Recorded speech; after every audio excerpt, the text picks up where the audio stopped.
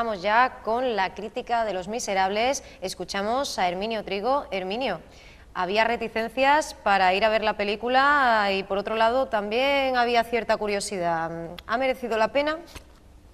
Efectivamente, he tenido bastante reticencias, como tú has dicho, de ver la película. No estaba dejándola hasta última hora. Y he visto todas las nominadas al Oscar, las hemos comentado aquí, prácticamente todas. Pero yo le estaba dando vuelta a Los Miserables, porque, en primer lugar, Los Miserables es un tema, bueno, pues que está ya muy explotado en el cine. Se han hecho, creo que han sido 7 películas sobre Los Miserables. Y basada en una novela de Víctor Hugo, que se publicó en 1862, por cierto. Y quizás la obra de Víctor Hugo, que es muy amplia, esta sea la novela que ha tenido más repercusión. Y cuando se lee, que yo la he leído, supongo como casi todo el mundo, ¿no? Cuando en el momento de tu vida lo lees, tiene una carga dramática importante. Es una novela que, bueno, en los años 50 se vendió o se distribuyó como novela por entregas. Mi madre la leía y se emocionaba mucho leyendo la novela. Es un melodrama, en definitiva, que tiene muchos ingredientes para captar la atención y la emoción de quien lee o quien ve las imágenes, ¿no? Es decir, hay un elemento ahí importante que conocidísimo, la historia, y repetida en series en televisión. Se han hecho 2 series de televisión. La última fue el protagonista Jean Valjean, lo hacía Gerard Depardieu, y el malvado policía Javert lo hacía Geoffrey Rush, nada menos, Geoffrey Rush. Y se ha hecho una película, hace muy poco, en el año 98, se hizo una película con Liam Neeson, Uma Thurman, ¿no? Que eran los protagonistas. Es decir, una historia muy manoseada, muy vista. Incluso se ha hecho una película de dibujos animados. O sea que está una historia que creo que todo el mundo conoce, la historia esa, o se ha acercado a ella. El éxito de esa repetición pues está, digo, en la historia que cuenta, en el melodrama que lleva consigo, el despertar emociones en la gente por todo lo que pasa, con personajes muy definidos. El malo es malo, muy malo, el bueno es bueno, muy bueno. Es decir, que hay personajes muy claros en esa historia que la hacen atractiva, ¿no? El malo persiguiendo al bueno de una forma casi enfermiza. Y todo esto, bueno, pues digo, son ingredientes para que se haya repetido desde su comienzo, principio del siglo pasado, la primera película que se hizo, que era muda. Se ha ido repitiendo en la historia del cine y de la escena, puestas en escena de esta obra. Musicales ha habido 2 en Hollywood, ¿no? En Broadway. Concretamente hubo uno que el papel de Jean Valjean lo hacía un cantante, bueno, pues moderno, que era bueno, pues un cantante pop, prácticamente, ¿no? Es decir, que ha habido una repetición de todo esto. Ahora, pues el musical que es un musical que se estrena en París, en teatro, ¿no? Que, bueno, pues se ha llevado a la pantalla tal cual. Es decir, igual que estaba en el teatro, pues se ha hecho a la pantalla. Me refiero que no ha habido cambios muy ligeros por parte del director de la película, Tom Hopper, que, bueno, ya lo conocimos cuando hizo El discurso del rey, ¿no? Una gran película, que ganó el Oscar, por cierto, al punto de vista bastante más alabada de lo que realmente es, pero bueno, una película bien hecha y correcta, ¿no? Que llamó mucho la atención y que entonces pues fue merecedora de un Oscar, o le dieron un Oscar. Entonces, esta traslación del teatro a la imagen en el cine, hecha por este director, bueno, adolece de bastantes cosas. En primer lugar, el uso permanente a mí me parece un acierto, ¿no? Que no se haya doblado la película, sino que se haya ido, es que es como las óperas, ¿no?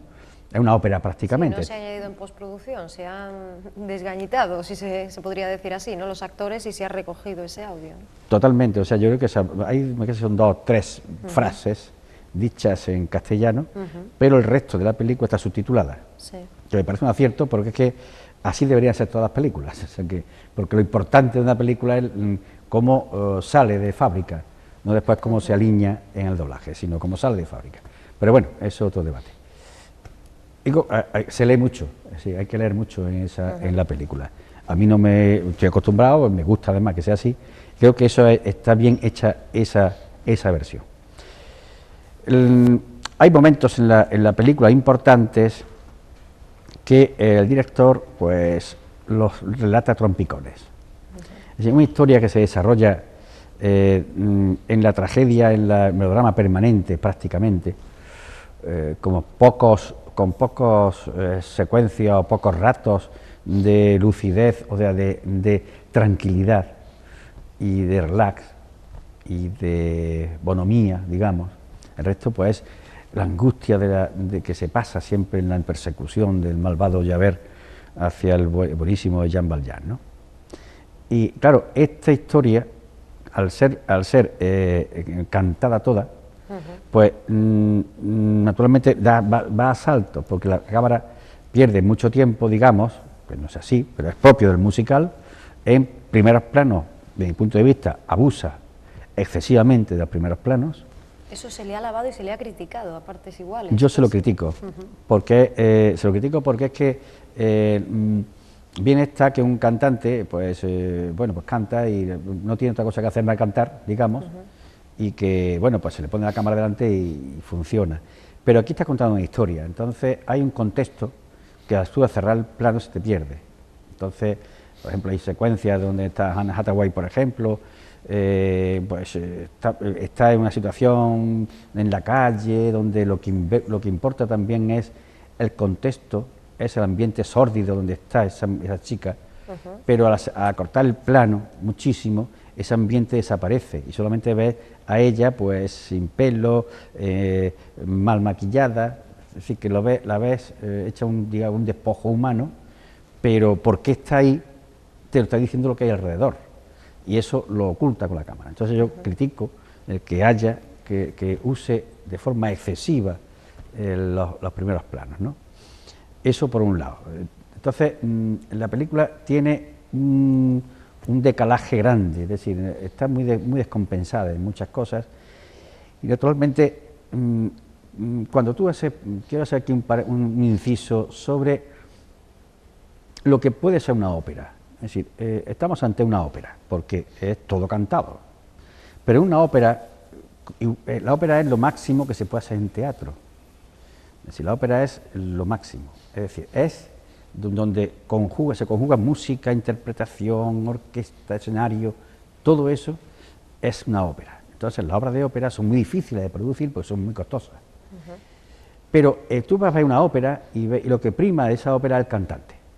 Después está su actuación.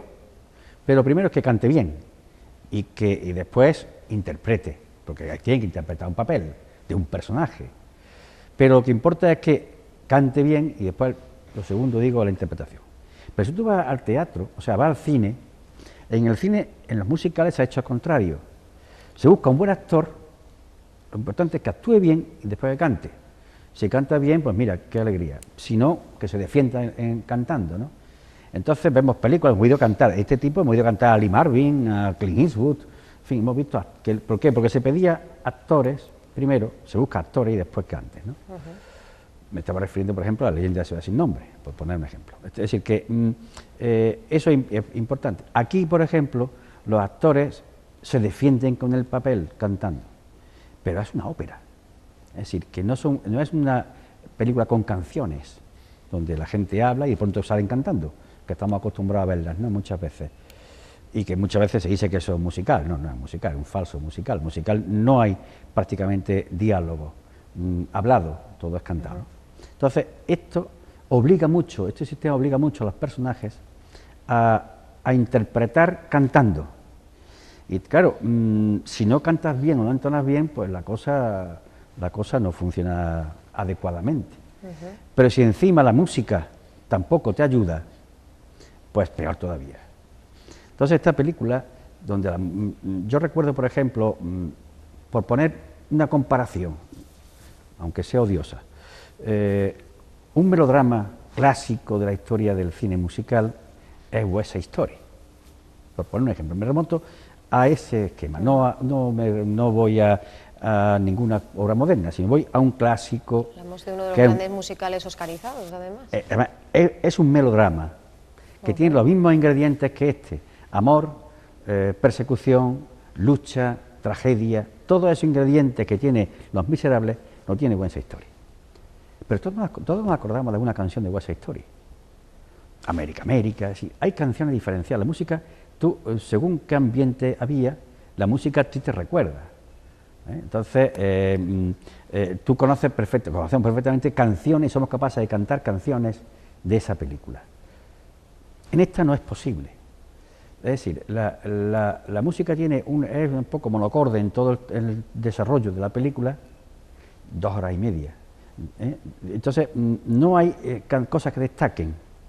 De hecho, en las nominaciones al Oscar de esta película, los Oscars que le han dado 3 Oscars menores, ¿no? Segunda actriz Anne Hathaway como actriz de reparto, después le han dado a maquillaje y sonido. Maquillaje y peluquería y sonido, efectivamente. Es decir, no hay una música que no tiene una película, no tiene un Oscar a mejor canción, una película que no tiene musical, que no tiene el Oscar a mejor banda sonora.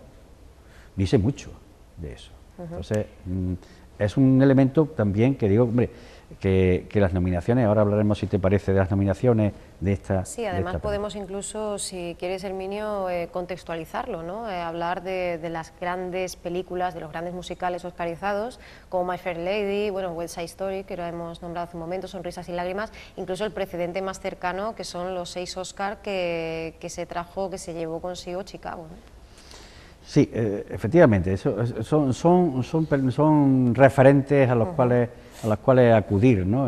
Teniendo en cuenta, digo, que el musical es un género que, bueno, pues muy específico, que tiene que gustarle a la gente, la música, si no, no entra. Pero ¿podemos decir que, perdona Herminio, Los Miserables es un musical, o como dice Fausto Fernández, debería denominarse melodrama, simplemente melodrama cantado? Bueno, si nos atenemos a la regla del musical, es un musical, porque es todo cantado, los personajes se mueven en el contexto de música siempre, por tanto, yo diría que es un musical, que el contexto, o sea, que el argumento, que la historia cuenta es un melodrama. Bueno, es que Los Miserables es así, es un melodrama, ¿no? Entonces, hay momentos en que claramente diferenciado Los Miserables, que se podía perfectamente haber enfocado de otra manera. Sí. Porque Víctor Hugo cuenta en la película, aprovecha para situarla en la Revolución de 1830 en París, ¿no? Donde, bueno, pues derrocan a Carlos X y ponen a Luis Felipe de Rey. Bueno, esa barricada que hemos visto expresada en muchas pinturas de la época, la más famosa, la de Lacroix, aquella famosa Libertad con la bandera francesa en la barricada, dirigiendo a los ciudadanos de París, ¿no?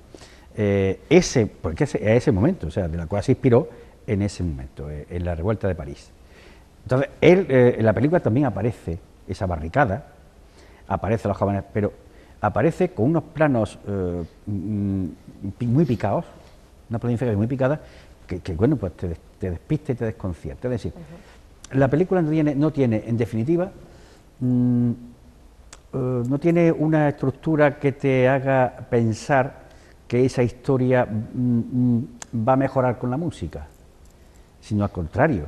Es decir, la música, ese musical machaca la historia. Una película como Los Miserables, bien contada, igual que si tú te das la novela tranquilamente, te saltan las lágrimas, porque es muy emotiva, porque tiene pasajes de amor preciosos, y tiene pasajes de tragedias terribles. Esa madre que se prostituye para buscarle comida a su hija que está mala y que la cuidan unos desaprensivos en una otra parte, eso emociona. Bueno, pues Los Miserables yo bostecé muchas veces en la película. Una película con un melodrama, con esa historia, que encima es un musical, si no te hace emocionarte, pues es un fracaso. Ha fracasado el objetivo fundamental de una película, que es conectar con el espectador. yo creo que la película que más he bostezado, porque además era muy larga. Entonces, quiero decir, para nada emociona, para nada contamina la historia, la durísima historia de Jean Valjean, ¿no? La terrible historia de Jean Valjean, para nada contamina. Rasgos de Russell Crowe, por ejemplo, el malvado policía Javert. Muy criticado Russell Crowe, igual que Amanda Seyfried. Ambos no han sido del agrado de la crítica, casi A mí Russell Crowe no me unánimemente. pareció tan mal. O sea, efectivamente Russell Crowe ha sido criticado. Pero más por la cuestión vocal de la técnica, se dice que quizá no le encontraron el registro adecuado, pero se llega a decir que lastra toda la película. ¿Esto es exagerado? Es totalmente exagerado. Yo creo que en absoluto Russell Crowe para nada desentona en esta mala película. O sea que la película es mala, entonces al ser mala, pues... Russell Crowe yo creo que defiende el papel bastante bien. O sea, defiende el papel porque ese papel le cuadra mucho. Quizás haya en la película donde, bueno, pues se canta, y todo el mundo canta, y bueno, pues él interpreta más que cantar, porque Hugh Jackman, si quitamos los primeros planos del principio y algunos más, el papel lo defiende simplemente. Tampoco es un personaje bueno, pero un bueno que bastante simple, mientras que Russell Crowe es un papel de malo, y ese papel lo hace muy bien Russell Crowe. Russell Crowe sabe ser de malo. Entonces, en la película le domina la interpretación sobre el canto, eso es cierto. Y claro, la interpretación suya, cuando incluso la última parte, ¿no?, de esa reflexión que hace sobre desconcertado ante la actitud que tiene con él, a quien persigue, a Jean Valjean, ¿no?, que le perdona la vida y que esa le provoca una reflexión, un tipo malvado que solo piensa en perseguir, en matar. Sí. Esa reflexión que le provoca, bueno, pues eso lo hace bien, yo creo que lo hace bien. A mí me gustó el papel. Es verdad que no es un buen papel, pero para ser el peor, no. Para ser el peor, no. O sea que yo creo que realmente el papel lo defiende bien. En definitiva, la película a mí no me pareció nada destacable, o sea, me parece que no es una película para estar como ha estado, pero sí el hecho de que sea una gran producción y que se haya movido en los pasillos, en el lobby de la Academia con mucha fuerza, ha hecho que la 46 millones nominen. de euros, nada menos. 46 millones de euros. Efectivamente, fue una gran producción. Es verdad que los efectos especiales son por ordenador y que todo eso se trabaja bien. Luego, sí es verdad que hay una consonancia entre el estilo visual que hay en la película con la historia, es todo muy gris, jamás aparece, hay un pasaje en un desfile donde aparece la luz, el resto todo es oscuridad, todo es color gris oscuro, todo es noche, todo, en fin, quizás eso intentaba el director Hopper, pues adaptar la historia con el color, ¿no? Bueno, pues bien, pues no está mal eso no está mal, pero eso no da mucho de sí, en la estética da, y poco más, o sea, no tiene eso poco más. Yo creo que como tú decías, descontextualizando con los personajes, o sea, con los musicales que tú decías antes, yo creo que los grandes musicales de la historia, la mayoría de ellos han ido siempre por otros aspectos más de comedia, más ligeros. Y entonces muy pocos se han atrevido a presentar a musical un melodrama, ¿no? Muy poco. Tom Sawyer, esta que hemos hablado, West Side Story, yo no recuerdo muchas más. Bueno, ahí está Jesucristo Superstar, ¿no? La ópera rock, incluso Evita. Sí, pero no son melodramas, son dramas en definitiva, pero no es Bueno, pero no lo es la que nos intensidad. falla, según nos decías, era el componente dramático, ¿no? Efectivamente, pero la falta de ligereza. abundan mucho más lo ligero, los temas ligeros en las musicales, ¿no? Pues no sé, más Fair Lady, o Tito y Bam Bam, o esa que hemos hablado antes, La Llena de Ciudad sin Nombre, o Mary Poppins. En fin, son cosas, incluso, bueno, La Calle 42, Un Americano en París, por hablar de los clásicos, ¿no? O la primera película que se hizo, que fue musical, fue en el año 29, ¿no? Melodía de Broadway, que fue me dieron el Oscar. El primer Oscar que se daba en una película sonora fue un musical, Melodía de Broadway, el año 29. Cantando bajo la lluvia, en fin, todas esas películas musicales que hemos visto, que son clásicas, donde predomina el humor, la comedia, que aquí, en Los Miserables, se intenta, pero con tan mala fortuna, porque la película es muy plana en todo, entonces con tan mala fortuna que no destaca, porque hay una pareja de un matrimonio, que son los que tenían a la niña, que se supone que es la componente cómica de la película. Sí. Pero está tan mal dirigido eso que no para nada, ¿eh? Yo sufría con esa pareja en vez de reírme, ni de sonreír siquiera, ¿no? Sino sufría porque está muy mal expresado eso. No está expresado con el contenido que tiene que tener. Esa pareja, como en todas las obras, siempre hay alguien que, para distendir un poco la presión y la emoción, pues introduce elementos de comicidad para que te relajes un poquito, ¿no? Pero aquí, que se intenta meter, no se consigue, es decir, también entra dentro de todo el dramatismo escaso, por otra parte, de la película, ¿no? Entonces, no creo que Los Miserables pasen a la historia de nada, simplemente creo que es un intento fallido, porque es que no hay, yo creo que en estos momentos no hay posibilidad de hacer un musical en condiciones que pueda competir con la época importante de los años 40 o 50, que fueron la época de los grandes musicales. En esa época, incluso los 60, principios de los 60.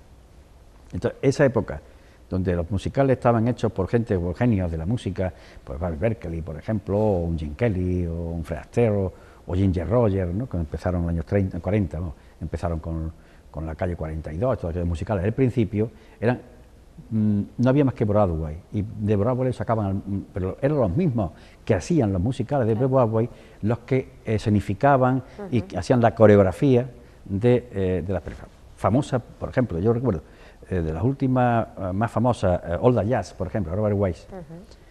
Otra película también dramática, muy dramática en su composición y en su argumento, pero hecha de una forma magistral. Robert Wise es de los directores, que dirigió West Story también, ¿no? Es de los directores que venían precisamente de la coreografía y saben perfectamente cómo hacer un musical y qué elementos tienen que tener y cómo equilibrar todos esos elementos, ¿no? Igual, All the Jazz, para mí, bueno, aquí se llamó Empieza el espectáculo, me parece que se llama aquí. Es uno de los musicales que a mí más me gustan, ¿no? Porque es que es el final, la secuencia final de All the Jazz es para enmarcarla y explicarla en todas las escuelas de cine, porque es que es genial, ¿no? Y cuando uno ha visto todo eso, y hemos visto todas esas cosas, ves esta película Los Miserables, la atonía, la falta de... no hay ninguna secuencia que pueda decir, bueno, pues destaco esta. Pues no hay, quizá al principio por la espectacularidad de los presos remolcando el barco aquel, ¿no? Entonces, cómo levanta Jean Valjean el mástil de la bandera francesa que está en el suelo. Bueno, pues está bien hecho, pero sin emoción. Mientras que a mí la secuencia de All the Jazz, el final de All the Jazz, a mí la he visto varias veces y siempre que la veo me emociona.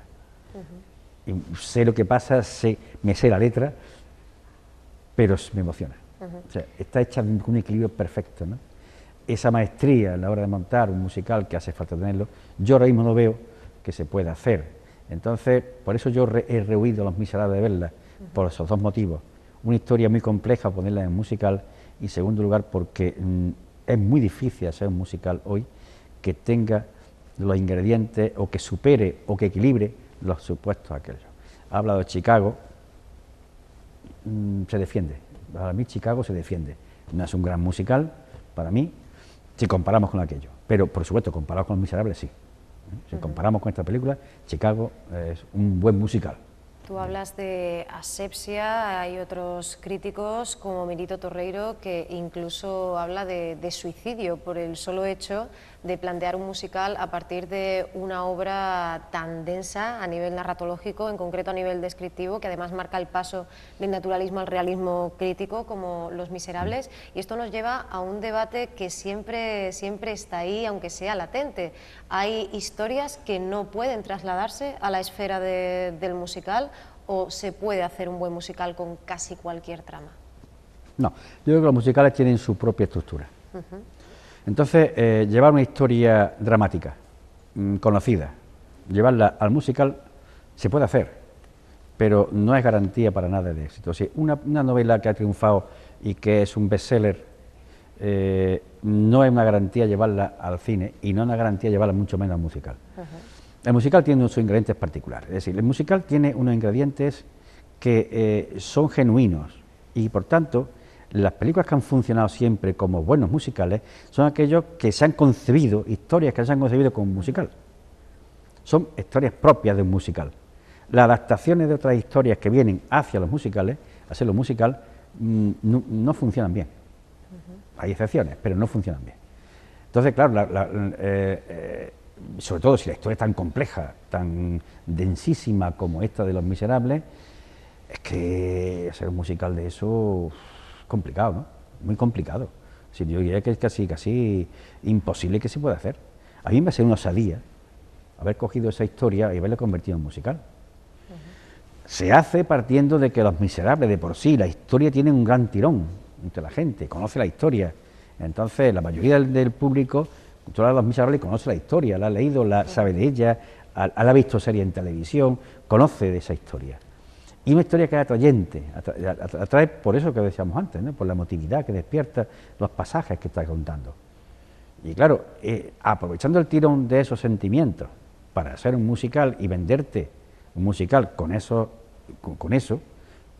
iba a decir esas emociones, no porque musical no lo tiene, con esos ingredientes, aprovecharlos para hacer el musical, a mí me parece que es una tumba de pelo, o sea, sencillamente.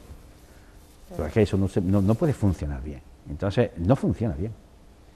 Claro, alguien puede decir, oiga usted, que ha estado nominada para los Oscars. Bueno, ya ves tú. Pues claro, la industria una vez que ha invertido en 46 millones de dólares nada menos en una producción como esa, vende lo que haga falta. Entonces, una cosa es decir, nomínamela, sé que la película no vale, pero méteme las nominaciones, por lo menos que recupere algo, ¿no? Entonces, el hecho es que tenía 8 nominaciones, creo que recordar que tenía 8. Entre ellos Mejor Actor, a Hugh Jackman, compitiendo con Lincoln, imposible, ¿no? Pero bueno, digamos, los premios importantes no estaban nominadas. Estaban nominados los premios, a la casquería de los premios esos de mejor sonido, maquillaje, no sé qué.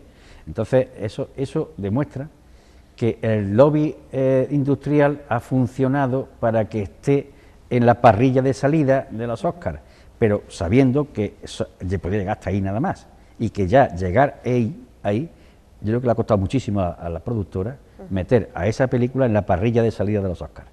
Le ha costado mucho dinero. Y al final sacó pues eso, 2 premios que, por cierto, el premio a actriz está muy bien, Anne Hathaway, está bien en papel, cortito, denso, bueno, sabemos que el personaje suyo pues dura poco, sí, pero Fantine no tiene un Fantine pues, no demasiado. tiene un recorrido largo, la pobre muchacha, pero ese papel lo hace bien, no lo hace mal, lo interpreta bien, aseadita en su papel. Para Oscar no, para Oscar no. Sigo pensando, lo dije la semana pasada y lo repito, después de ver todas las nominadas a Oscar de actriz de reparto, Helen Hunt en las sesiones sigue siendo mi favorita y sigue siendo para mí la que merecía el Oscar, porque lo que se jugó Helen Hunt en las sesiones no se lo ha jugado nadie. Ninguna actriz consumada y demás se ha jugado lo que Helen Hunt se jugó en las sesiones. Y se lo jugó y bien, y el papel lo borda. Mientras que aquí, bueno, pues digo, Anne Hathaway no es que lo haga mal, no lo hace mal, pero para Oscar. Claro, es que si no se lo dan se queda con maquillaje, la película se queda con maquillaje y sonido. Claro. Porque en fin, había que forzarla. vemos que ha habido menos loas que retinas ofendidas, como creo que lo denominaban en Cinemanía, y vemos que tú estarías más en ese segundo bando, ¿no? Sí. Había que verla, ¿verdad?, pero efectivamente Sí. se han confirmado tus peores Se temores. confirmaron mis peores pronósticos de ver la película. Y estaba dándole vuelta hasta que al final la quitaban de cartel ya, Sí. prácticamente, porque ya estaba más que en una sala Sí. y es 1 hora nada más. Y al final, bueno, pues Pues bueno, estas cosas, voy a verlas. Estas Muy cosas, bien. sabiendo, yo estaba entrando y iba de mala gana. Nosotros te agradecemos mucho, Herminio, ese arranque, ese empuje y ese riesgo, ¿verdad? No siempre va uno al cine esperando ver una gran película, también va uno pues, Eso es raro. queriendo hacerse una idea, ¿no?, propia y tener un juicio válido, así que muchísimas gracias por habernoslo ofrecido hoy. No te preguntamos qué nos traerás la semana que viene, así que lo dejamos si quieres ahí. No lo sé, ya veremos. Lo dejamos en el aire, así que Herminio, muchísimas gracias por haber venido y bueno, hasta el jueves. Hasta el jueves, gracias.